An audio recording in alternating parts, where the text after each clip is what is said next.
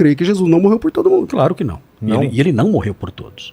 No episódio de hoje, os pastores César Cavalcante e Marcos Granconato discutem algo que vai desafiar o que você aprendeu sobre a fé. Será que Jesus morreu por todos ou apenas por alguns?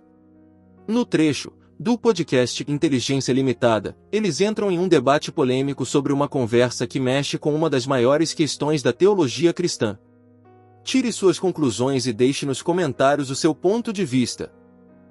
Mas o cristão, ele não é signatário de acordos nacionais, internacionais, de partes. Ele é signatário das Escrituras. Eu acho que nisso nós concordamos. E a meu ver, a mim me parece, com todo respeito, que os 5 pontos do calvinismo têm problemas graves a serem revistos. E é interessante que nem os 5 pontos do calvinismo e nem os 5 pontos do arminianismo, porque também tem os 5 pontos do arminianismo, foram desenvolvidos pelo próprio Armínio ou pelo próprio Calvino, né? São pontos que foram desenvolvidos depois, entende? Então, eu não sei se o Calvino assinaria os 5 pontos que os calvinistas defendem agora. Eu acho que ninguém sabe, porque não tem como saber, porque foram desenvolvidos depois.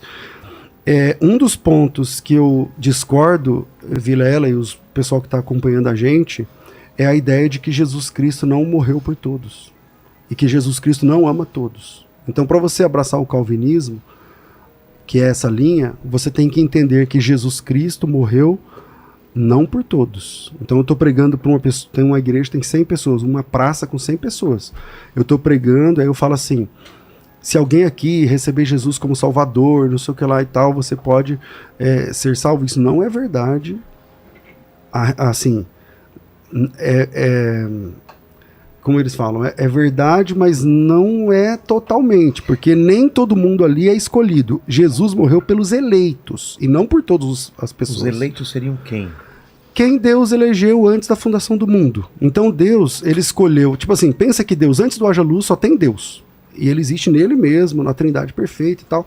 E pensa que antes dele dizer haja luz, ele já sabia que esse podcast ia estar acontecendo, certo? E ele já sabia como eu, você e ele, todo mundo que está aqui, todo mundo que está acompanhando a gente, seria e viveria. E ele já colocou o teu nome no livro da vida ou não. Então você já nasce salvo ou você já nasce perdido. E nada que você faça muda esse curso, nem mesmo a sua conversão.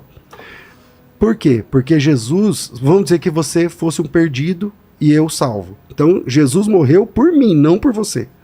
Ou ao contrário, você é o salvo, eu sou o perdido. Na cruz, o calvinista profissional, o calvinista 5 pontos, ele vai dizer assim, Jesus morreu pelo Vilela, mas não pelo César. Levando em conta, a gente não sabe quem é escolhido e quem não é, né? Quem é eleito e quem não é. Mas levando em conta, se você é eleito, então a morte de Cristo, ela é eficaz só para você. Para mim, não importa. Eu posso aceitar Cristo, posso ir para a igreja. Mas a minha dúvida é, você não pode no meio do caminho ser eleito? Não.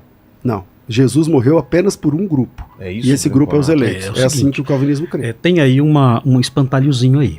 Né? É um espantalhozinho que foi criado pelo Charles Wesley, ou melhor, pelo John Wesley, que diz o seguinte, o John Wesley, ele era um arminiano, e ele se envolveu num embate com um cara chamado Augustus Toplady. Augusto Toplady era um fã de um calvinista chamado Girolamo Zanchius, alguma coisa assim. Esqueci o nome dele. Zanchi. E o Toplady traduziu as obras de Zanchi. E o Charles Wesley, de forma desonesta, é uma mancha na biografia dele. John Wesley, não é? O John Wesley. O John Wesley traduziu, pegou uma frase e atribuiu essa frase ao Toplady, dizendo o seguinte, que o Toplady tinha dito, ele colocou essa frase e assinou, como se fosse o Toplady, dizendo o seguinte, olha, a pessoa, se ela não for eleita, não importa o que ela faça, ela pode inclusive crer em Cristo, que isso não vai adiantar. E se ela for eleita, ela pode inclusive não crer em Cristo, não importa, ela vai ser salva. Isso nunca nenhum calvinista disse. Por que nenhum calvinista nunca disse isso? Por uma razão muito simples. A palavra de Deus estabelece em Romanos 8 que existe um processo fixo que envolve a eleição. E esse processo, ele é descrito em Romanos 8. Romanos 8 fala que aqueles que de antemão conheceu, a estes também chamou. Então é uma cadeia. Aos que chamou, a estes também justificou. E aos que justificou, a estes também glorificou.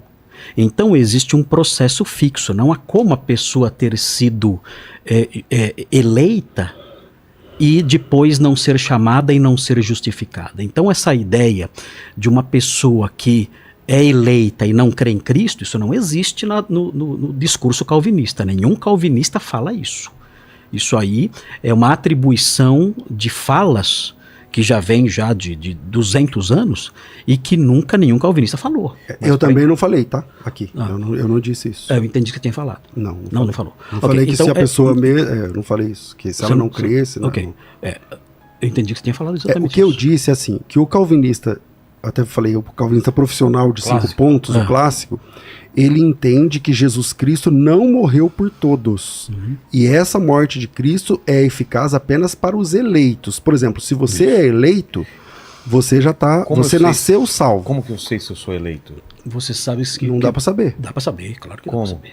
Se você crer em Cristo, você é um eleito. Porque ninguém... Se você aceitar a Cristo, você é um eleito. Por quê? Porque ninguém pode ir a ele se pelo Pai isso não for concedido. O Senhor Jesus disse isso. Mas nem todo mundo que professa Cristo pelos próprios calvinistas, nem todo mundo que aceita Cristo é eleito. Nós estamos claro que é. Então todo aquele que aceita Cristo os cristãos são eleitos. Todos os cristãos são eleitos, claro. Isso é ponto pacífico no calvinismo. Todo cristão, todo aquele que crê em Cristo é um eleito. Isso não tem dúvida nenhuma. E para o arminiano também. Para o arminiano também. Tá. Para o arminiano também. Quem crê em Jesus é salvo. Agora, quando eu digo, o primeiro ponto lá que eu falei, da Tulip, que eu discordo, que não é exatamente o primeiro da Tulip, mas é o primeiro que eu levantei aqui, é que Jesus Cristo não morreu por todos, entende? Então, se o pastor Granconato é realmente de 5 pontos, ele tem que dizer aqui, publicamente, que crê que Jesus não morreu por todo mundo. Claro que não. E ele não morreu por todos. Deixa eu explicar melhor. Tá. Primeiro, a questão dos eleitos de Deus. Isso é ponto pacífico. A Bíblia mostra expressamente que Deus tem seus eleitos. Eu tenho aqui, por exemplo, em Atos 13, no versículo 48, fala assim: os gentios, ouvindo isso, aqui é o evangelho sendo pregado na cidade de Antioquia da Pisídia. Ele fala o seguinte: os gentios, ouvindo isso, regozijavam-se e glorificavam a palavra do Senhor, e creram todos os que haviam sido destinados para a vida eterna.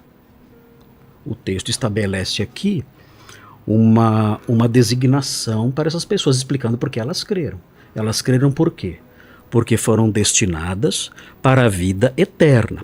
Tem um outro texto que eu acho interessante, que é Apocalipse 17:8. São só alguns exemplos disso. Há outros textos, é claro, tem um monte aqui, tem uma lista enorme aqui de textos que mostram a eleição. A eleição não é problema para o arminianismo. Os arminianos, o próprio Armínio, ele cria na eleição. O problema é que Armínio cria na eleição por outros mecanismos, mas ninguém rejeita a eleição porque é uma expressão bíblica. Deixa eu ler aqui Apocalipse 17:8. Essa é a diferença sobre como é feita essa eleição. Exatamente, essa é a distinção. Tá. Então, por exemplo, Apocalipse 17:8 fala assim: a besta que viste é escatológico, né? Era e não é, e está para emergir do abismo e caminha para a destruição. E aqueles que habitam sobre a terra, cujos nomes não foram escritos no livro da vida desde a fundação do mundo, se admirarão, vendo a besta que era e não é, mas aparecerá. O texto aqui fala de um livro da vida escrito desde a fundação do mundo. Ou seja, existe um registro, por assim dizer, né? Um registro das pessoas salvas. E a Bíblia sempre se refere a esse grupo como grupo de eleitos. A Bíblia fala em Mateus 24 que se não fosse por causa dos eleitos, os sofrimentos da tribulação seriam muito maiores. Romanos 8 fala da eleição segundo a graça, que muitos judeus permanecem firmes porque foram eleitos segundo a graça. Efésios 1 fala que nós somos eleitos antes da fundação do mundo. Então existe uma série de textos que mostram isso aí. Agora, sobre a expiação limitada, isso aí é um ponto que os próprios calvinistas... O que é expiação limitada? Expiação limitada, que Jesus não morreu Cristo por todos. morreu só pelos Esse eleitos. ponto que eu levantei lá atrás, que ele levantou agora. Eu creio que Jesus morreu por todos e ele não crê que Jesus morreu por todos. Isso. E o nome disso é expiação. Expiação A limitada. expiação dos pecados que Jesus fez na cruz Não não, foi serve para todo mundo. Não foi ilimitada, Não foi limitada. pra Ele todo crê mundo. que foi limitado, eu creio que foi ilimitado para todos. Porque a grande pergunta é a seguinte: Cristo morreu para abrir a possibilidade para um número ilimitado de pessoas serem salvas, ou Cristo morreu para comprar um grupo que ele já tinha escolhido? Ora, se eu creio que ele já tinha os seus eleitos, então eu creio que ele morreu, veio aqui para resgatar esses eleitos que ele já tinha. Não fazia sentido ele morrer por alguém que não estava lá no grupo de eleitos desde antes da fundação do mundo. Então esse é o aspecto lógico. Tem a ver com o pecado original ou não? Tudo isso que a gente está falando. Assim, não diretamente, Tá. não tem a ver, porque é assim, a eleição incondicional, ela é pela graça, não tem uma razão para ela. Entendi. Deus não escolheu você porque Pelas minhas ações. pelas suas ações, porque ele viu algo legal em você. Ele escolheu você gratuitamente, de acordo com o beneplácito da sua vontade, diz Efésios. E isso é algo, significa que a graça não tem motivos. Por que Deus me escolheu e não o outro? É o abismo da cruz que Agostinho falava. Ele falou assim, olha, isso aí é o abismo da cruz. Eu não consigo explicar isso, não há razão. E a graça é isso, é a ausência de motivos. Deus me escolheu sem que eu fosse melhor do que o fulano. Agora, Então isso é a graça de Deus. Agora só uma coisinha rapidinho. É assim, a expiação limitada, dentro do universo calvinista, existe uma vertente que é chamado de universalismo hipotético, que fala o seguinte: não, Cristo morreu por todos. É o calvinista de 4 pontos da escola de Saumur. A escola de Saumur, na França, de um cara chamado Amiot, era o sobrenome dele, né? Moisés Amiot. Ele falava assim: não, Cristo morreu por todo mundo, ou seja, ele morreu por todos, é universalismo hipotético. Por quê? Ele morreu por todos para que, na hipótese de alguém crer, a pessoa possa crer. O calvinismo de Dort fala: não, Cristo morreu para comprar ali os seus eleitos apenas. Agora, em que ponto eu acho que o arminianismo acaba caindo nisso também? Na verdade, o arminianismo, ele crê na expiação limitada também. Por quê? Porque o arminianismo, ele crê assim, ele acredita que as pessoas que creram porque Deus previu que iriam crer.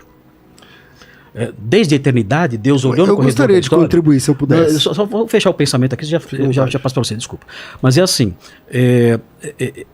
ele diz o seguinte: olha, Deus previu a fé.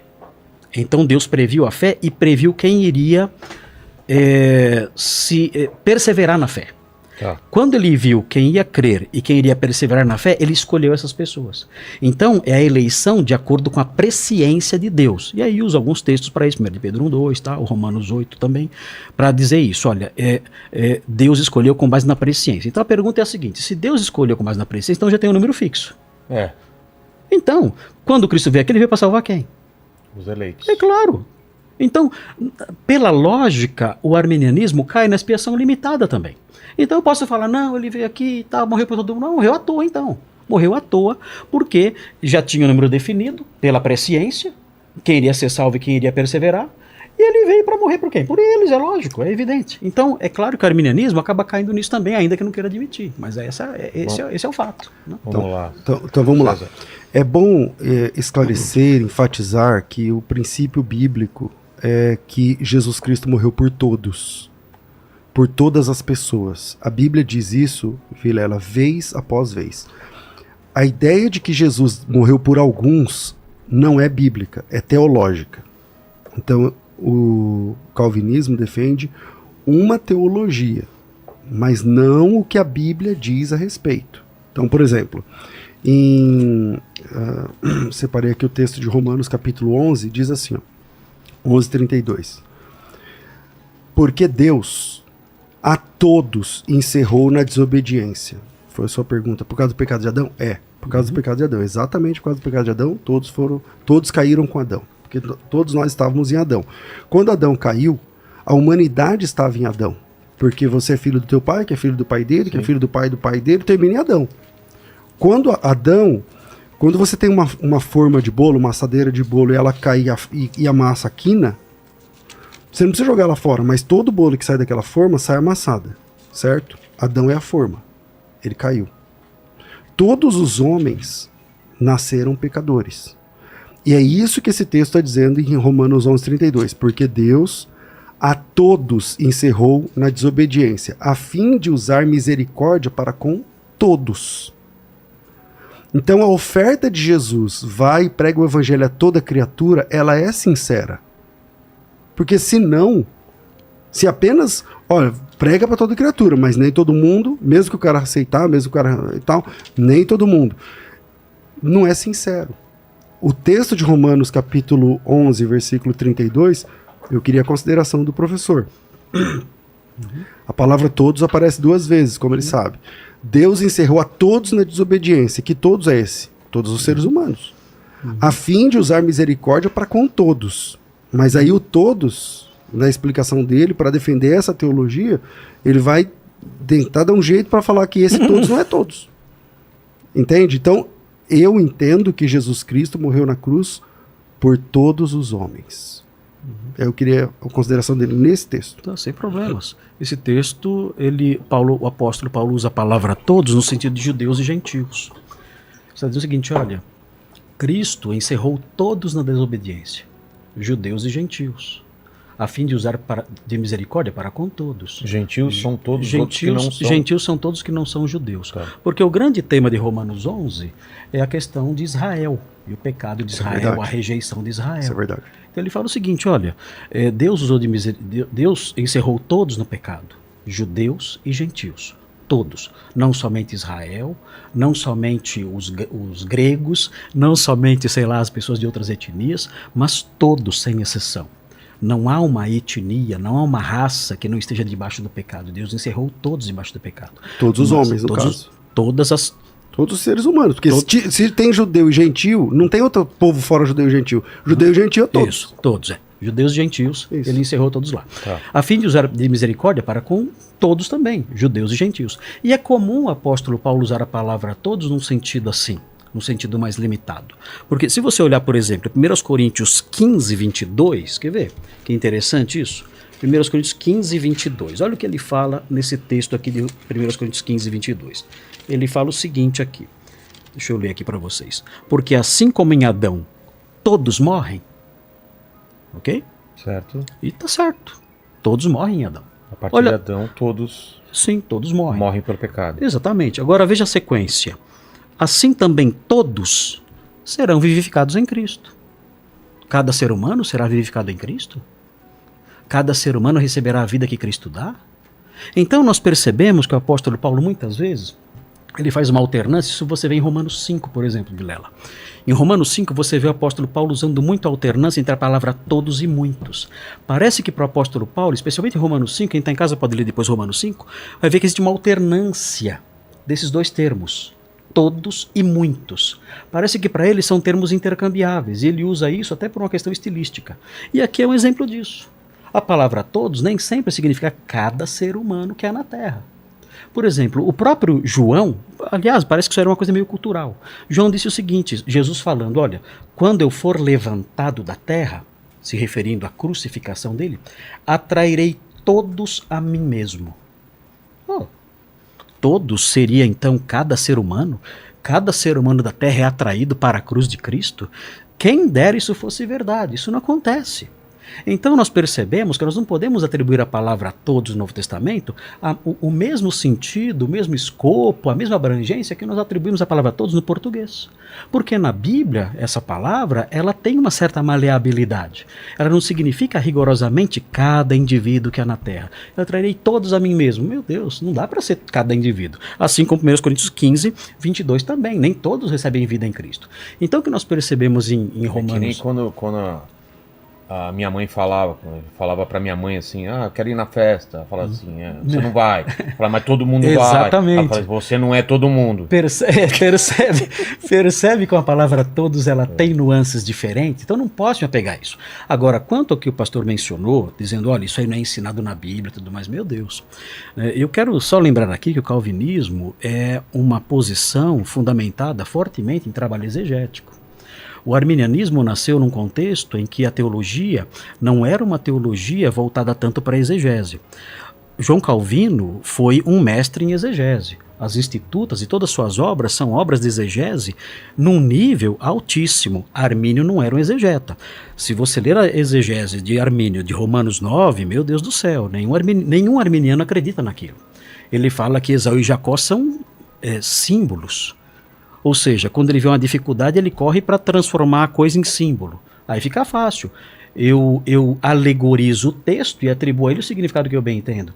Então, não dá para levar muito a sério as questões exegéticas de Armínio, porque ele nem viveu num contexto de ênfase em exegese, que foi o escolacismo protestante, que era um ambiente mais voltado para a lógica do que para exegese. Agora, Calvino e seus seguidores, eles sempre foram muito sérios na exegese, muito apegados à exegese, mesmo em séculos posteriores, como Jonathan Edwards, os livros que ele escreveu e tudo mais, os comentários todos dos calvinistas do passado, os puritanos todos, comentaristas de renome, eram pessoas que se debruçavam sobre o texto bíblico para fazer a exegese do texto.